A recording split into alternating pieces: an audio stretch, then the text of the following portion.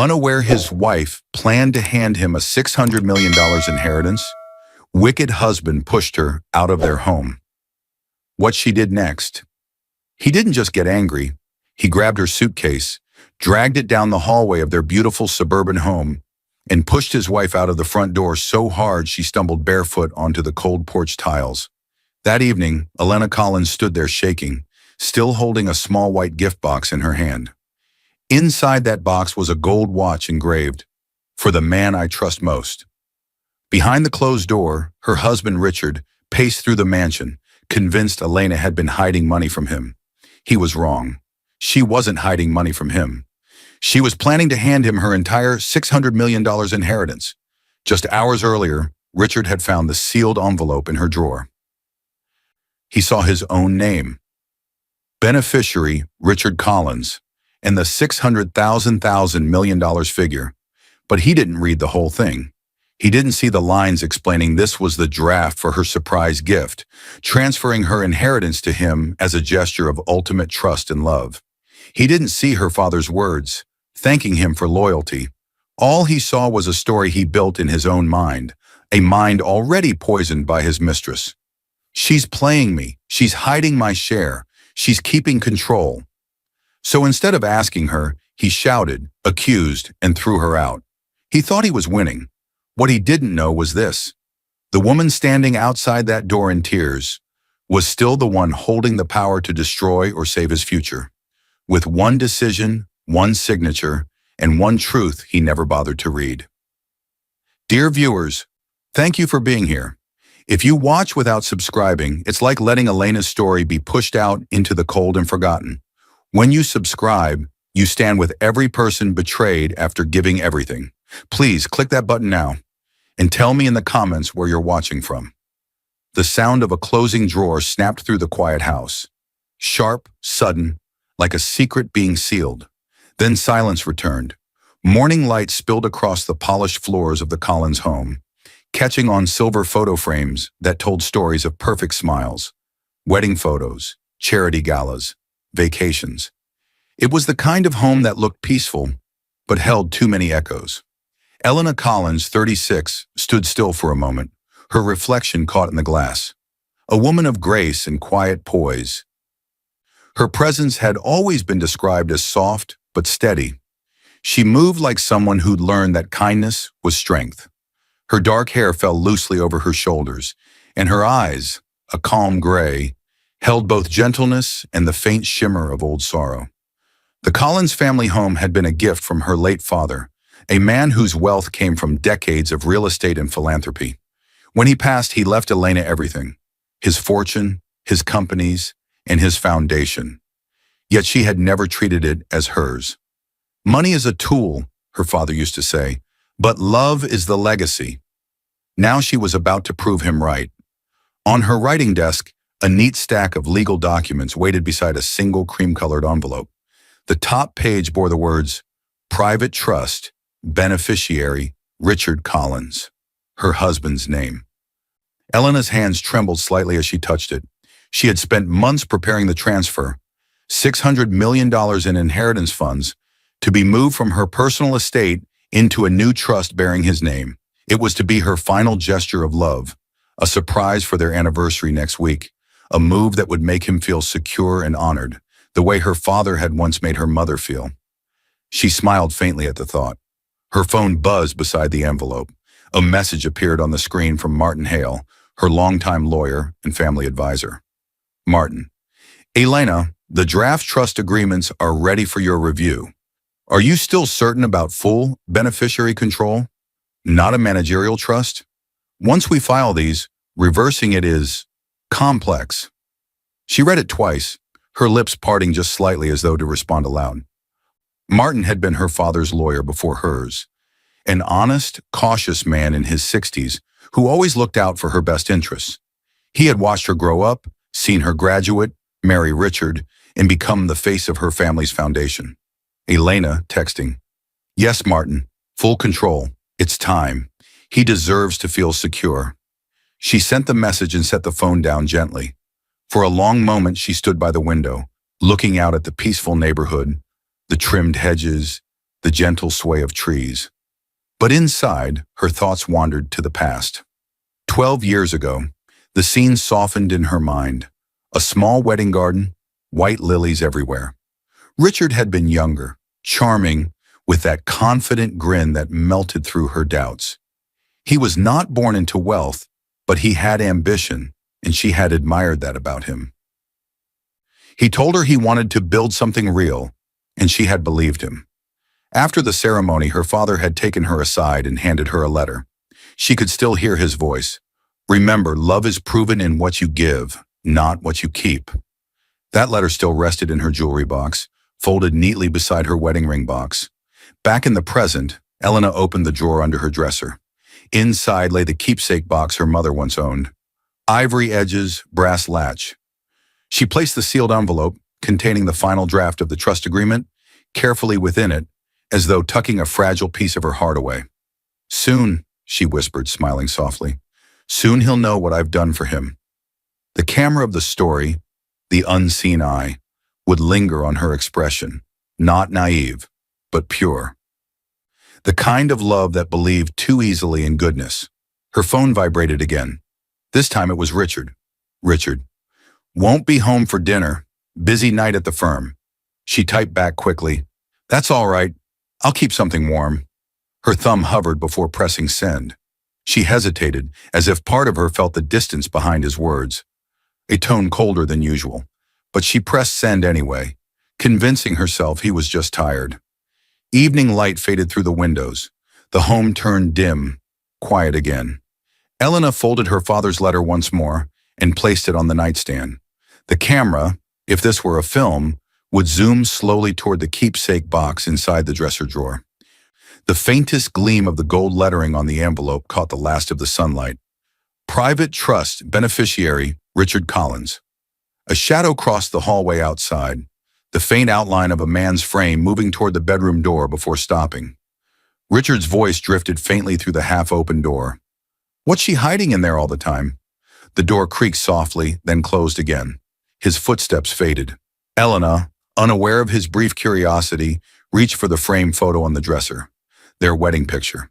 She smiled, brushing her thumb across his face. You've given me happiness, Richard. I just hope I can return it.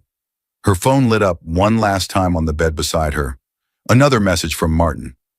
Martin. Understood. I'll schedule the final signing meeting for next week. She typed back. Thank you. He'll never expect it. The soft hum of the air conditioner filled the silence. Outside, the wind shifted, tapping a loose branch against the glass like a warning knock. Faint but steady. Elena looked up, uneasy for a second, but then brushed it off and turned off the light. The keepsake box glowed faintly under the moonlight, holding her greatest gift and her greatest mistake. Some surprises, the narrator's voice would say softly, are never opened the way we imagine. The sound of silver hitting porcelain broke the silence. A fork clattered hard against a dinner plate. Sharp, startling, too loud for such a calm home. Richard Collins didn't even look up. His eyes stayed fixed on his phone, the blue glow reflecting in his expressionless face. He sat at the head of the dining table, suit jacket still on, tie loosened but his body stiff, as if he didn't belong in that moment at all. Across from him, Elena Collins watched quietly, hands folded, smile soft but uncertain. The table between them was beautiful. Roasted chicken, vegetables, candles flickering, but the air was cold. Dinner's ready, she said gently, even though he was already sitting there. I made your favorite. Garlic butter chicken, just how you like it. Richard gave a short nod, eyes still on the screen. He muttered, his thumb scrolled, paused, and for a flicker of a second, a message notification flashed at the top of his screen. The name was Amber. The preview was just one line. She's holding you back, baby. Elena blinked, her mind struggling to catch up. Amber, but before she could process it, Richard, sensing her gaze, tilted the phone slightly away. He gave a small, forced smile, the kind that looked more like an obligation than affection. Long day, she asked softly, breaking the silence, pushing the image from her mind. Every day's a long day, he said flatly, stabbing a piece of chicken. Business doesn't wait for anyone. She smiled faintly, trying to lighten the mood. Then I'm glad you're home early tonight. He gave a small, bitter laugh. Early? It's nearly 9, Elena. She bit her lip, her fingers tightening slightly around her napkin. I just meant, I've missed eating together. We used to. He cut her off before she could finish. We used to have smaller problems back then. The words hit like a slap. The tone wasn't cruel yet, just sharp enough to draw invisible blood. Flashback 6. Years earlier, Richard and Elena laughing in their first small apartment. Spaghetti dinner, cheap wine, hands covered in sauce. He lifted her chin and said, Someday, you'll never have to cook again. I'll make enough for both of us. She had believed him. She had always believed him. Back in the present, Elena looked at the man across from her, the man who once promised her forever, and tried to find traces of that boy she fell in love with, but all she saw now was distance. Is something wrong? She asked quietly. He sighed, rubbing his temple. It's just business stress, Elena. You wouldn't understand. She blinked, taken aback. You don't have to talk to me like that. He looked up then, eyes tired, almost irritated. Like what? Like I'm a stranger. Richard pushed his plate away, chair scraping the floor. Look, you run your charities, I run the business. Let's not complicate things. You don't understand the pressure, Elena. Just stay out of it. The words froze her. For a long moment, neither of them moved. Then softly she said, Richard, I'm your wife, not your employee. He gave a faint snort and grabbed his phone. Exactly. So let's not turn this dinner into a meeting. Elena sat there silent. The candles flickered, their light unsteady. Her heart felt heavy, but she forced a small smile as he left the table. When she finally stood, she started clearing the plates, moving slowly, carefully, as though afraid any sound might shatter the little piece left. Her mind replayed his tone, his eyes, and the name she'd seen. Amber. Later that night, she walked past his home office. The door was half open. Inside, the glow from his laptop reflected across his face. She could hear faint whispers, his voice low, tense. She froze at the doorway, hidden in the hall's darkness. Richard, I know. Just give me time. She trusts me completely. Elena's hand gripped the doorframe. Who was he talking to? What did they need time for? She told herself it was business, a hard client, a difficult negotiation. But the memory of the name Amber pricked at her denial. She stepped back quickly, not wanting to hear more, not ready to believe what she already suspected. She walked down the hallway quietly, her steps slow and measured. In her chest, her heart beat hard enough to echo in her ears. Inside the office, Richard ended the call. His face hardened. He leaned back, opening his inbox, scanning through business messages. Then one caught his eye, an unread email from Martin Hale's office, CC'd to him as a courtesy. Subject, trust account, notification of transfer preparation. He frowned, confusion crossing his face. He clicked it open. It was dense legal jargon.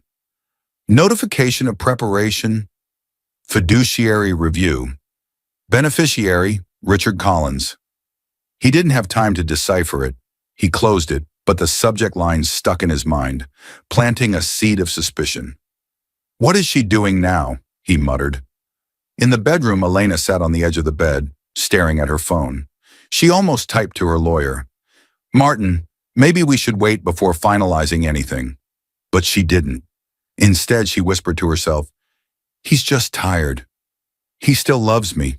Her voice cracked at the end. She placed her phone aside and turned off the lamp. The room darkened, but the glow from Richard's office under the door stayed on, flickering late into the night. Sometimes love blinds us, just long enough for betrayal to find the door. The office door slammed so hard the sound echoed through the marble hallway. Papers fluttered off Richard Collins' desk and fell to the floor like white feathers after a fight. Richard, calm down, a woman's voice said softly, steady but sharp underneath. Amber Wells, mid-30s, striking, confident, leaned casually against the edge of his desk, her red lips curved in a knowing smirk. She wasn't the type who begged for attention. She commanded it. Her perfume filled the room, faintly sweet, but heavy enough to linger. Richard ran a hand through his hair, pacing near the large glass window overlooking the city skyline. "You don't understand, Amber," he muttered. "She's hiding something.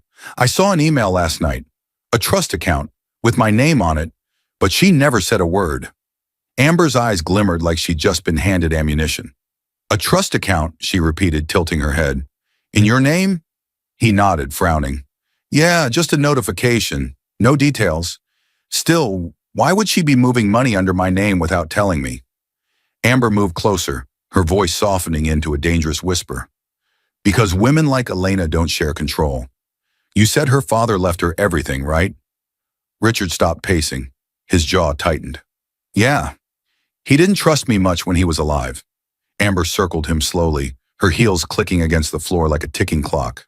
"Exactly. And now she's doing the same, hiding her power behind a smile." She touched his arm, nails light against his sleeve. "You built her foundation's profits, didn't you? You run the business side." He hesitated. "I manage it. Yes, I tripled the endowment." "Then why are you living under her shadow?" she pressed. "You should be running everything." Flashback 8. Years earlier, Richard at a Collins family dinner. Everyone dressed in elegance and quiet wealth. Her father's approving nods were always for Elena, never for him. When he offered business ideas, they smiled politely, never seriously. He remembered one humiliating line from her father. "Ambition is fine, Richard, but some thrones can't be inherited through marriage." That sting had never left. Amber's voice pulled him back to the present. "You see? She's probably moving that money so you'll never have access. She's putting it in your name to hide it from taxes, or maybe to frame you if something goes wrong. She's keeping control, like they all do." Richard frowned. "Elena's not like that." Amber laughed softly. "Oh, Richard, you're still defending her?" She moved closer, close enough for him to smell the expensive scent on her skin. "If she really trusted you, you'd already know where every dollar is. Instead, she keeps secrets." He stared at her, silent. Amber leaned in, her voice dripping with poison. "Ask her where her money really goes. Ask her why she hides things from you. Or maybe," she smiled wickedly, "you're afraid of what you'll find." Her words sank deep. He looked away, jaw clenched. "She wouldn't lie to me." Amber crossed her arms, pretending to retreat. "Then prove it. Go home tonight. Ask her. If she's innocent, she'll tell you. But if she hesitates..." She didn't need to finish the sentence. Richard exhaled slowly, torn between doubt and anger. "You're twisting things." Amber stepped closer again, placing a manicured hand on his chest. "No, Richard, I'm opening your eyes." Their gazes met, his uncertain, hers confident. Outside the office window, thunder rumbled faintly in the distance. The city lights flickered against the glass, like warning signs he refused to read. Amber's expression softened, almost tender now. "You deserve better," she murmured. "You've worked for everything she takes credit for. I see you, Richard. I believe in you." He swallowed hard. That was the line that always broke him. "I see you." She leaned closer, her lips brushing his ear. "Go home. Find the truth. And when you do..." She paused. "Remember who really believed in you." Her lips met his. Not a kiss of affection, but of control, sealing the seed she'd planted. As she pulled away, she whispered with a satisfied smirk, "She'll never see it coming." Richard stood there long after she left, staring at the city lights. His reflection in the window looked like a stranger, a man caught between pride and guilt. He picked up his phone, opened his messages, and hovered over Elena's name. For a moment, his thumb trembled, but he didn't type. Instead, he opened his email again, finding the message from last night. Trust account, beneficiary, Richard Collins. He read the jargon again, but now, filtered through Amber's poison, the words notification of preparation felt sinister. He knew he wouldn't get answers from this. He needed the real papers. He was looking for a secret to confirm his fears, but he was about to find a truth he couldn't comprehend. The sound of drawers slamming filled the quiet morning. Sharp, fast, desperate. Richard Collins tore through the master bedroom like a man searching for evidence of a crime.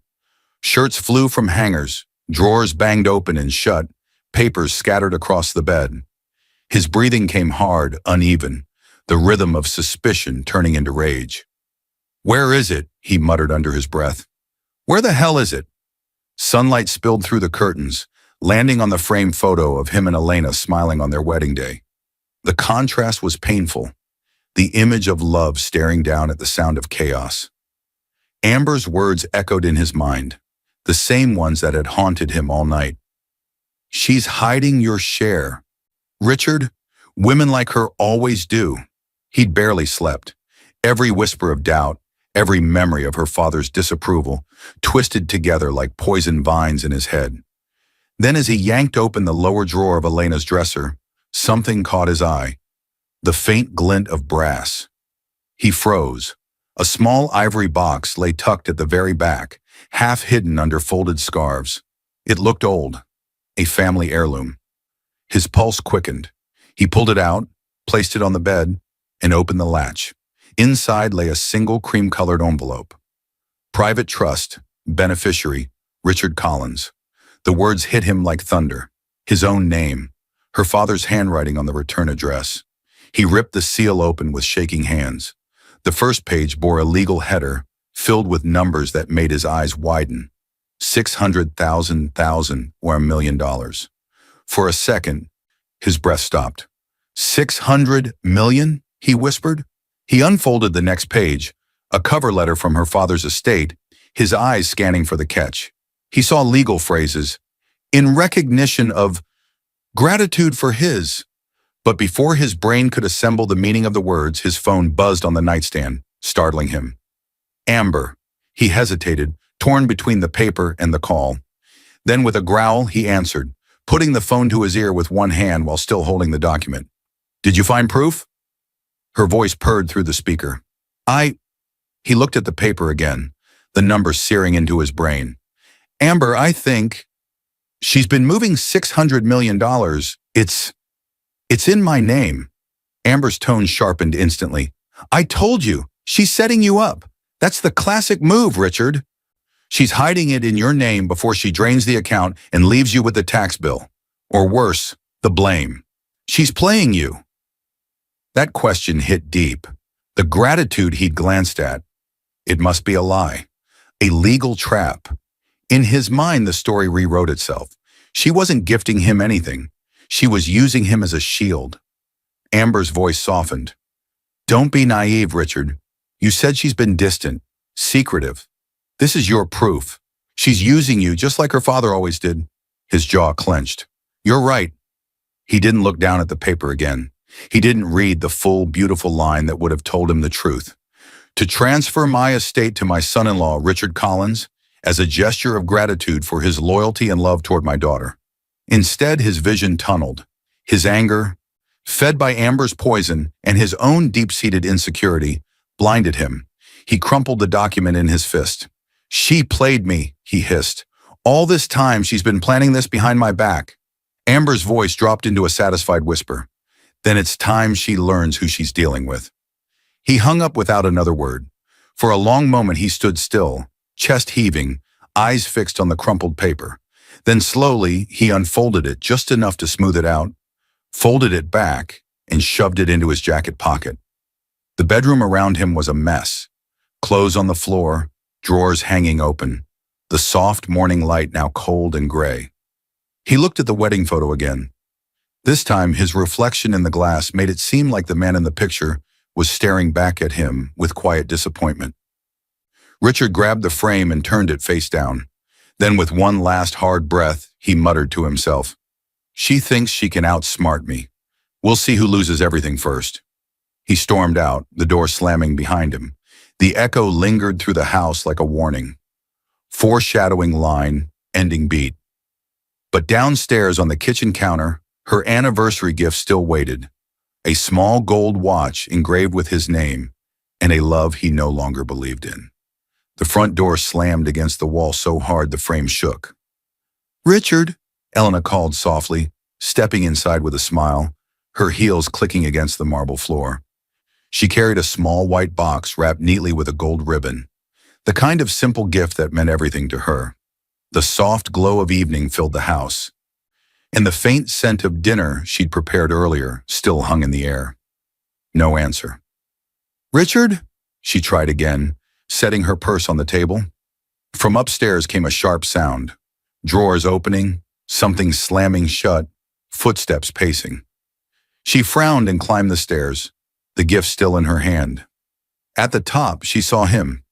Richard stood in the hallway, still wearing his work clothes, jaw tight, eyes dark. His hands were balled into fists, and on the dresser behind him, the ivory box lay open, empty. Her heart skipped. "What's wrong?" He turned toward her, voice low but sharp. "Where's the money, Elena?" She blinked. "What money?" His tone rose immediately. "Don't play innocent. The $600 million you've been hiding from me." "I don't... Richard, what are you talking about?" she stammered, stepping closer. "If you mean the trust papers..." "Oh, so you admit it," he snapped. "You've been moving money behind my back. My name is on that account, Elena. What game are you playing?" Her voice trembled. "That wasn't a game. It was for you. I wanted to..." He cut her off with a harsh laugh, bitter and cruel. "Don't lie to me. You think I don't know what this is? You were planning to lock me out, use my name to hide your assets while I look like a fool?" She shook her head, tears already forming. "No, Richard, please listen. It was supposed to be a surprise. Your name was on it because I wanted to..." "Stop!" he shouted, slamming his hand against the wall. "You're unbelievable." Her voice cracked. "Richard, you're scaring me." "Good," he hissed. "Now you know how it feels to be betrayed." She stared at him, eyes wide, trembling. "I have never betrayed you." His phone buzzed in his pocket. He pulled it out quickly, and for a split second, she saw her reflection in his screen, and the name flashing at the top. Amber, the same name from the restaurant. Her blood ran cold. Elena froze. He turned slightly, lowering the phone, pretending not to notice her glance. "This conversation's over," he muttered. Her voice came out weak. "Richard, who is Amber?" He ignored her question. "Pack your things, Elena." "What?" she whispered. "I said pack your things. You're leaving tonight." Tears streamed down her cheeks. "You're asking me to leave our home?" "I'm not asking," he said coldly. "I'm telling you. You've been lying to me, hiding money, manipulating everything since your father died. This house is mine now." Her breath hitched. "You're... Richard, this house was my father's." He snapped on. "Don't talk about your father. He never respected me. He didn't trust me. Just like you." "Richard, please," she pleaded, stepping closer. "You're wrong. Everything I did was for you. The trust, the papers. It was all supposed to..." His voice cut through her words like a knife. "Enough! Get out of my house!" She flinched at the sound. Downstairs, her phone buzzed on the table. Her lawyer, Martin, calling. The vibration echoed faintly, unanswered. She didn't move. "Richard, listen to me, please," she begged through tears. "That envelope, it was your gift. I was transferring everything to you." But he wasn't listening anymore. His anger had blinded him completely. He pointed toward the door. "Out!" She hesitated, heartbroken, confused, lost. Then slowly, she set the white box down on the dresser. "I brought you something," she whispered. He glanced at it, the small gift he didn't deserve. "What is that?" She wiped her face and smiled sadly. "Your anniversary present." He grabbed the box, ripped it open, and pulled out the watch. Gold engraved inside with the words, "For the man I trust most." For a brief moment, silence filled the room. Then without a word, he threw it across the floor. The watch hit the wall and fell, the engraving catching the light one last time before landing near her feet. Elena covered her mouth, gasping softly, the sound breaking the air. Richard's voice was final. "Get out, Elena!" She looked at him, the man she had loved more than anything, and realized he was gone, replaced by something she didn't recognize. Without another word, she picked up her purse and turned toward the door. As she stepped outside barefoot, the cold pavement stung her feet. Neighbors peeked through their curtains, whispering, watching. Tears blurred her vision as she walked down the porch steps, clutching her purse tightly. Behind her, Richard slammed the door. The sound of the deadbolt sliding home echoed on the porch. Elena stood on the cold pavement, The watch, her final gift, lying broken just inches from her feet. She left it there. Her phone buzzed in her purse. Martin. She ignored it, pulling her keys from her bag, and kept walking. That night, the man who thought he'd won everything had just sealed his own fate, while the woman who'd lost everything had just found her weapon, the truth. The motel door slammed behind her, echoing through the narrow hallway like a final goodbye. Elena stumbled inside, clutching her purse to her chest as though it could still hold her life together. The dim yellow lamp flickered, throwing uneven shadows across the cheap wallpaper. The air smelled faintly of dust and loneliness. Her hands shook as she dropped her purse on the bed. For the first time that day, she let herself breathe, a breath that broke halfway, collapsing into a sob. She pressed a hand over her mouth, muffling the sound. The silence that followed was worse. Her eyes landed on the small manila folder she'd carried from her car, her personal files. She opened it slowly, revealing a single photocopy of the trust agreement draft, the same one she had placed in the box for Richard. Her father's signature on the original letterhead stared back at her, steady, deliberate, loving. To Richard Collins, in recognition of his loyalty, love, and devotion to my daughter. Her fingers trembled as she traced the line. A soft, broken whisper escaped her lips. Devotion? He doesn't even know what that word means. She sank onto the bed, the weight of every memory pressing down. Flashback, 5 years earlier, sunlight, laughter, and vows. Richard stood before her in a white suit, his voice trembling as he said, "You're my everything, Elena. I'll protect you until my last breath." Her smile was bright, full of belief. Her father had been there too, watching quietly from the front row. After the ceremony, he had taken her aside, his voice low and kind. "You'll know who truly loves you when you give them power," he said. "Some people shine under it, others burn." At the time, she thought he was warning her about the world, not the man she married. The memory faded. The motel room came back into focus. Small, lonely, painfully real. Elena reached for her phone. Dozens of missed calls from her lawyer, Martin Hale. She wiped her tears and pressed call back. "Martin?" Her voice was barely a whisper. "Elena," he said gently, his tone full of concern. "I heard what happened. I've been trying to reach you. The final signing meeting for the trust is scheduled for tomorrow. Obviously, I have canceled it. The transfer is stopped." She looked at the document again. The proof of her love now turned into the seed of her pain. "I know," she said softly. "Thank you, Martin." "Elena, what he did it's grounds. But the trust, the papers, does he have them?" "He has his copy of the draft," she whispered, "the one I was going to give him." "Good," Martin said, his voice hardening slightly. "The final fileable documents are secure with me. He has nothing but paper and a very bad temper." "Martin," she said, a new thought forming. "Those papers, they're evidence now, aren't they? Evidence of intent." There was silence on the line. "Yes, Elena," Martin said carefully.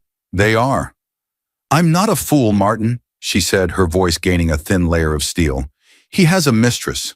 Her name is Amber. I think he's been doing more than just yelling." When the call ended, she sat motionless, staring at the blank wall. Her tears had stopped, not because the pain was gone, but because something inside her had gone quiet.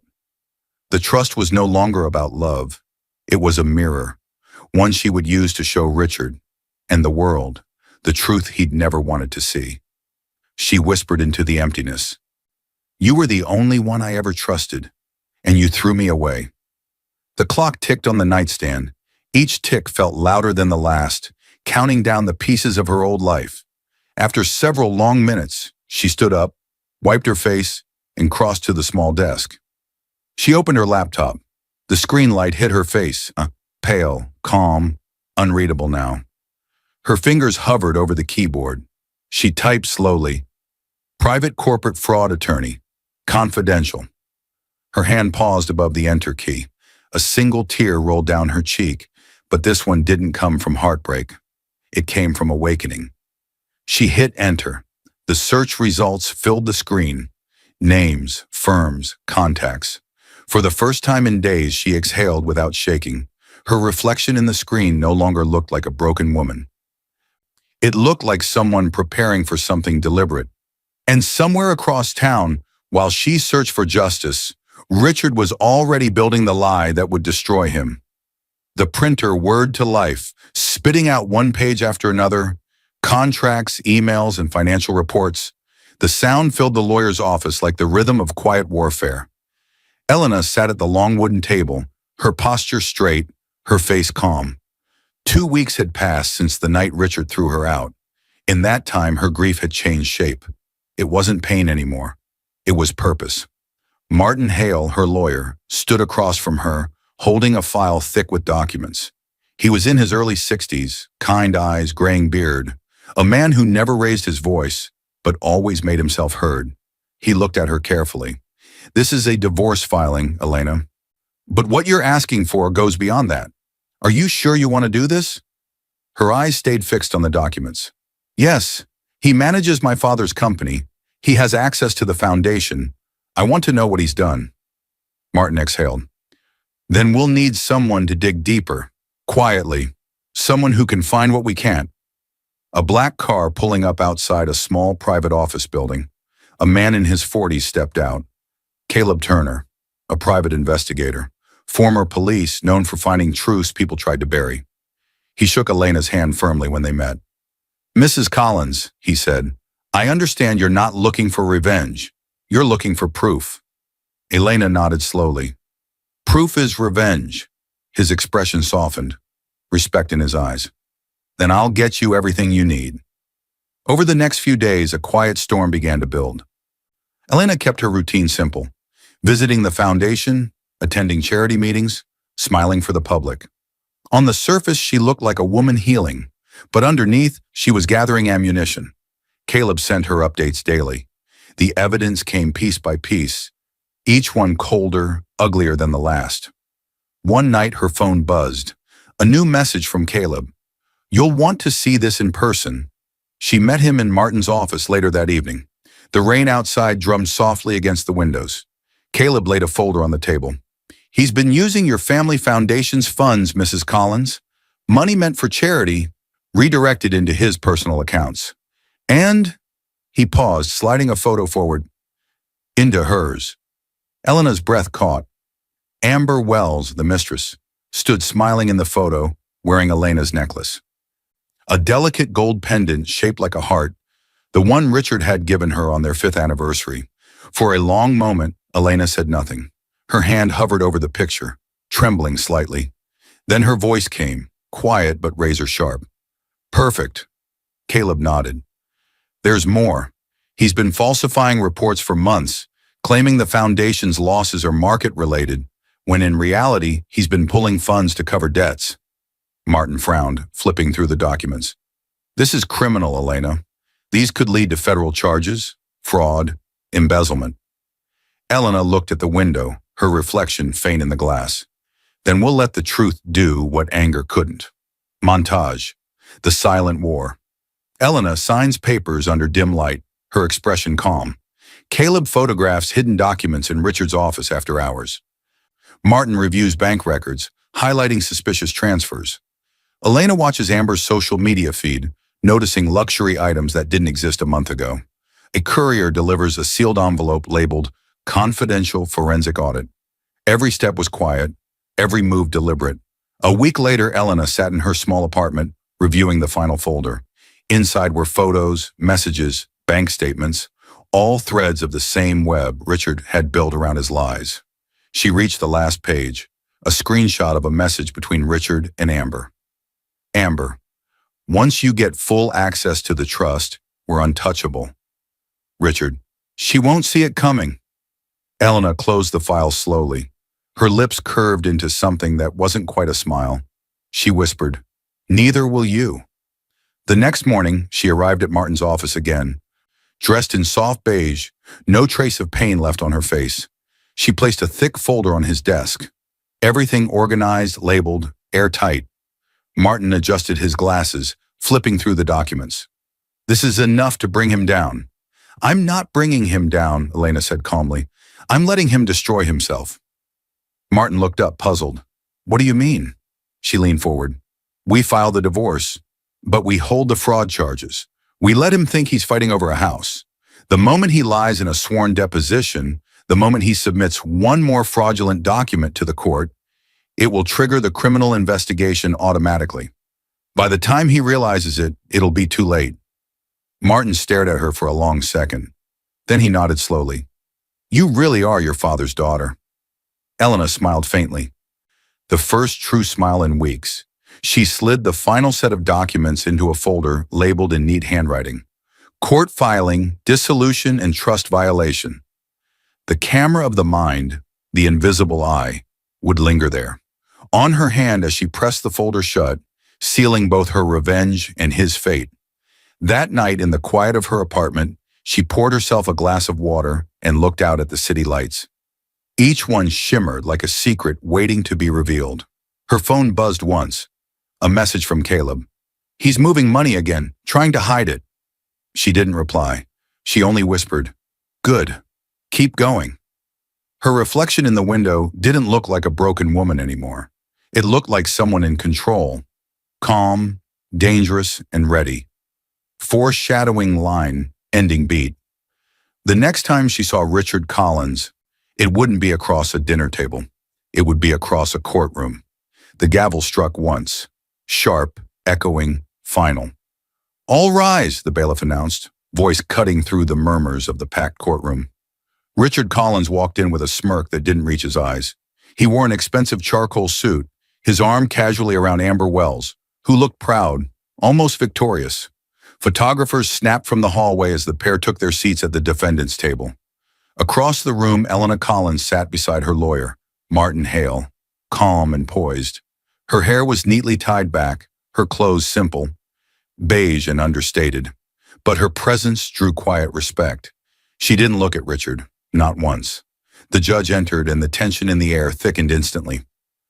Court is now in session for the matter of Collins versus Collins, the clerk announced. Richard leaned toward Amber, whispering, This will be over in an hour, then we'll walk out free. Amber smiled faintly, though her fingers fidgeted. She wasn't as sure as he was. The first 20 minutes passed with dry legal exchanges, property lists, financial statements, procedural discussions. Richard grew restless. He expected a quick resolution, another chance to humiliate Elena publicly. But then Martin stood and walked to the center of the room. Your Honor, he began, his tone controlled but heavy with precision. Before we proceed with the division of assets, I'd like to submit a document into evidence. Exhibit A. The bailiff took the folder and handed it to the judge. Richard leaned back lazily, muttering, Here we go again. The judge flipped through the pages. This is a draft for a trust agreement? Martin nodded. Yes, Your Honor. A legal trust agreement, drafted by my office on Mrs. Collins' orders. It outlines her plan to transfer $600 million of her personal inheritance to her son-in-law, Richard Collins, as a gesture of gratitude and love. The room fell silent. A gasp rippled through the courtroom, followed by the frantic clicks of journalists' pens. Richard blinked, his smug expression faltering. What? Amber's hand slipped from his arm. Martin continued, each word like a scalpel. Mrs. Collins intended to finalize this transfer as a surprise for her husband on their anniversary. Unfortunately, before the signing meeting could occur, Mr. Collins expelled her from their home. Richard shot up from his seat. That's a lie. She was hiding it. Sit down, Mr. Collins, the judge warned. Is this document the proof you've been citing in your depositions? Richard paled. Martin didn't flinch. Mr. Collins' proof of her betrayal was, in fact, the greatest act of love she could offer. Which brings us to Exhibit B, Your Honor, the real reason we are here. He handed another file to the clerk, a full forensic audit of the Collins Foundation, which Mr. Collins managed. Richard's face drained of color. These documents, Martin said, his voice rising, include bank statements, text messages, and authorization forms, all signed with Mrs. Collins' forged signature. Each transaction tied to Mr. Collins' private accounts, including one that funded a personal property for Ms. Wells. Amber froze. That's impossible, Richard yelled. Those were business reallocations. Martin looked directly at him. With your wife's forged consent? While you were texting your mistress, she won't see it coming? Richard's mouth opened, but no words came out. Elena stood then, calm and deliberate. Her voice carried softly, but every word landed like thunder. I wanted to make you the richest man alive, Richard, she said, meeting his eyes for the first time since that night. But you were so busy stealing pennies you didn't notice. You made yourself the poorest. The judge watched her closely. Mrs. Collins, is it true that this trust was intended for your husband? Yes, she said quietly, until he decided I was worth less than his greed. The courtroom stayed silent. Even the journalists stopped writing. Amber tried to speak, her voice breaking. Richard, tell them. Quiet, he snapped at her. But it was too late. The damage was already done. Martin stepped forward again. Your Honor, we respectfully request that the divorce be granted and that the court refer this matter, the criminal matter, to the district attorney. We have evidence of forgery, embezzlement, and trust violation. The judge nodded slowly, flipping through the audit. His face hardened. Mr. Collins, are you aware that perjury in a sworn deposition is a felony? You stated under oath you had no other partners. Richard stammered. That's not... The gavel struck the desk once more. Mr. Collins, the judge said firmly, you are hereby referred for criminal investigation for financial fraud and embezzlement of charitable funds. You will surrender your passport and await the official review. Gasps filled the room again. Richard's face twisted, part disbelief, part fury. He turned toward Elena, his voice trembling. You set me up. Elena shook her head. No, Richard. You did that yourself. Amber stood slowly, panic spreading across her face. Richard, what about me? He glared at her. You stay out of this. But Amber's fear was visible now. The kind of fear that comes when the game you thought you were winning turns to ash. The judge's gavel struck again. Court adjourned. As the room erupted in whispers, Richard sank into his seat, shoulders slumped. Cameras flashed. Reporters swarmed. Amber quietly stepped away from him. Elena, still calm, gathered her papers and turned to leave. Martin followed, placing a gentle hand on her shoulder. You did it, he murmured. She gave a faint smile. No, she whispered. The truth did. As she walked toward the courthouse doors, her heels clicked softly against the marble floor. Steady, unhurried. Outside, sunlight poured through the tall glass windows, warm against her face. But just before stepping out, she paused, sensing movement behind her. Richard stood at the end of the hallway, pale, shaking. His voice, low but furious, followed her like a shadow. This isn't over, Elena. She didn't look back. It's already over, she said quietly. Then she walked away, her silhouette fading into the light. Foreshadowing line, ending beat.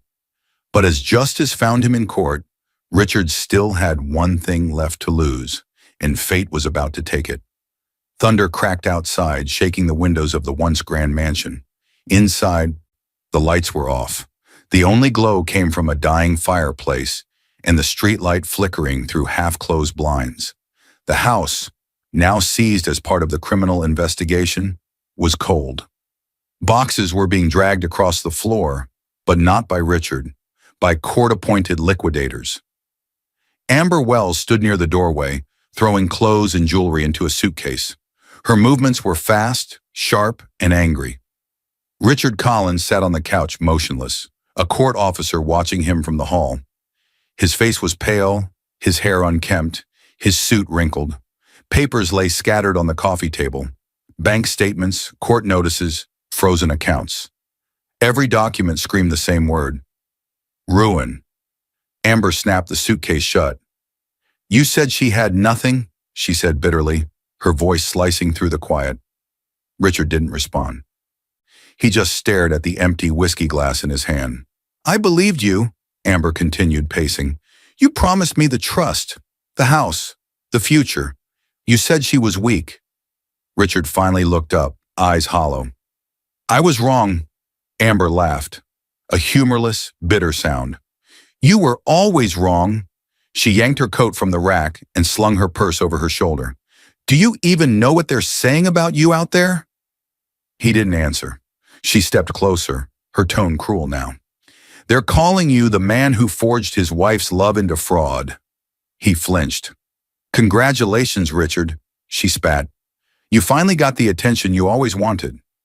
Then she walked out, heels clicking across the marble floor, the front door slamming behind her like a final verdict. The silence that followed was deafening. For a long moment, Richard just sat there, staring at nothing. The mansion that once made him feel powerful now felt like a prison. Every shadow reminded him of something he'd lost. A laugh, a touch, a promise. He reached for his phone out of habit, but the screen glowed only with unanswered calls from lawyers and one last text from Amber, sent hours ago. Don't call me again. I'm meeting with the DA. He sighed and leaned back, eyes tracing the ceiling. The cracks in the plaster seemed deeper now, spreading like the truth he'd tried to bury. He closed his eyes and his mind drifted backward. Not to the courtroom, but to a smaller, darker room from decades ago. Flashback. His childhood. A younger Richard sat at a wooden table, maybe 12 years old, hands trembling as he tried to count change. His father, a harsh man with tired eyes, loomed above him. You think people care about honesty, boy? His father barked. No, they care about power, about money. Richard looked up timidly. But Mom says people respect kindness. His father slammed a hand on the table. Kindness won't pay bills. Money will make them respect you. Remember that. The words hit hard, the kind that don't fade, just wait. Back in the present, Richard opened his eyes slowly. He realized he'd spent his entire life proving that lesson right, until it destroyed him. He'd become exactly what he hated, a man defined by greed. The fireplace crackled weakly, then died out completely. He sat in darkness now, surrounded by everything he thought he wanted, and yet he had nothing. He stood up, walking toward the window. Outside, the rain poured down heavy, washing over the driveway where Amber's car lights disappeared into the distance. He stared at his reflection in the glass. Tired, broken, almost unrecognizable. Then his phone buzzed again on the table. He hesitated, picked it up and looked at the screen. A news alert glowed brightly, mocking him. Elena Collins launches $100 million charity for betrayed women. Empowerment born from heartbreak, founder says. Richard's thumb hovered over the screen. His eyes darkened as the words sank in. He sank back into the couch, staring into the void. The irony burned. The woman he had thrown away barefoot on the porch now stood taller than ever, and she had used her pain to build something beautiful. For the first time, his eyes welled with tears. Not from guilt, from realization. He had lost everything, not because she took it, but because he'd never known what truly mattered. The sound of rain outside deepened, the house creaking in the storm. One of the framed photos on the wall, their wedding picture, tilted, then slid off its hook, shattering on the floor. He stared at it for a long moment, the glass fragments reflecting his face in broken pieces. He whispered to no one, I should have read the whole letter. The storm roared louder, wind pressing against the windows as Richard's figure slowly faded into the shadows. The camera, if there were one, would pull back now, showing the once golden mansion swallowed by darkness. Lights off, rooms empty, wealth meaningless. Only silence remained, and the faint echo of a woman's laughter far away, carried by memory. But the world hadn't heard the last of Elena Collins. Her next move would expose more than just her husband's lies. Applause filled the grand hall, lights glittering across chandeliers like fragments of sunrise. The charity gala was in full swing. Elegant gowns, quiet laughter, glasses clinking. But at the center of it all stood Elena Collins, radiant and calm, her presence commanding attention without effort. A banner stretched behind her. The Elena Collins Foundation, rebuilding trust, restoring dignity. The same woman who had once been cast out barefoot now stood before the city's elite, poised and unshaken. As the applause faded, Elena stepped up to the microphone. Cameras flashed. The crowd waited. Her voice came soft, steady, every word carrying the weight of experience. A year ago, I believed love was proven by what we give, she began, her eyes sweeping across the room. But I learned that true wealth isn't what you keep. It's what survives when love is gone. A hush settled over the audience. She glanced toward the glass display beside her, a single item resting within, the gold watch Richard had thrown aside that night. Polished now, shining under the spotlight, the engraving still clear. For the man I trust most. Elena smiled faintly. This watch is the only thing I didn't sell, donate, or rebuild. It reminds me that blind trust is the most expensive thing a person can own. The audience listened, some in quiet admiration, others in reflection. Montage sequence. Elena shaking hands with donors, confidence in every gesture. A young woman hugging her in tears, whispering, "Thank you." Press cameras capturing her as she exits the stage, the city skyline glowing behind her. Across the street, in the shadows, a familiar figure stands. Richard Collins.